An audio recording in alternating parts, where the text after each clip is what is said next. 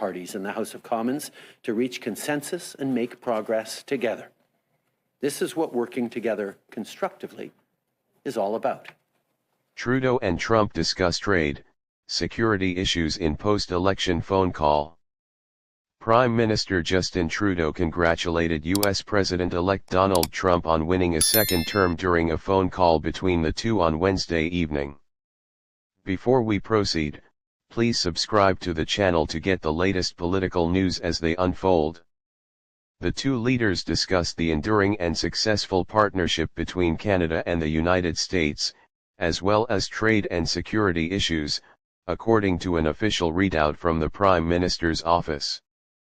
Trade largely took center stage in the 10-minute conversation, according to a source familiar with the call. Trudeau emphasized that the two countries have a positive trading relationship and pointed to the Canada U.S.-Mexico agreement CUSMA, which was negotiated during Trump's first term as proof, sources said.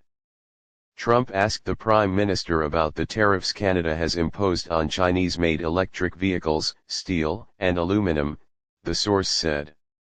The two also discussed other Chinese trade issues, and Trump raised concerns about Chinese fentanyl in the U.S. market. The two agreed to have their staff set up a meeting, but the timing of that meeting is still up in the air, the source said. The source said that, overall, the tone of the call was warm and friendly.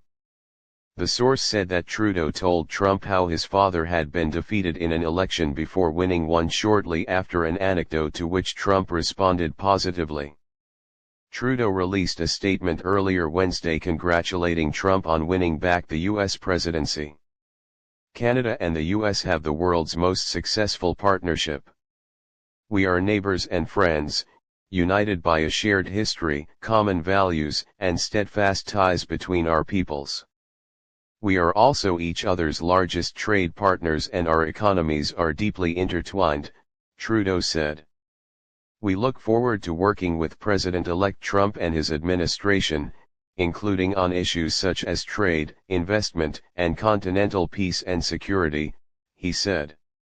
Speaking later to reporters on Parliament Hill, Trudeau said Trump won a decisive victory in Tuesday's presidential election, and it's incumbent on Canada to find common ground with the incoming president to strengthen North American economic opportunities for the middle class and protect North America from the many, many challenges that exist around the world.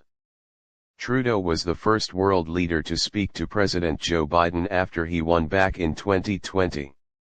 Trudeau was also the first leader to speak to Biden after he was inaugurated.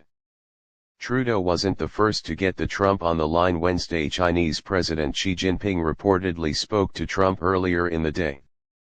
Trump is on pace to easily win the popular vote and sweep all of the so-called battleground states where the race was expected to be close. That gives him a mandate to push ahead with an agenda that's heavy on protectionist policies, which could have some reverberations for longtime allies, such as Canada.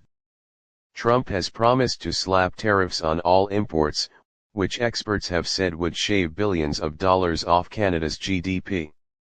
While he hasn't released many details of this proposed regime, Trump has said there will be a minimum 10% tariff on all imports and an even higher rate of 60% for Chinese-made goods.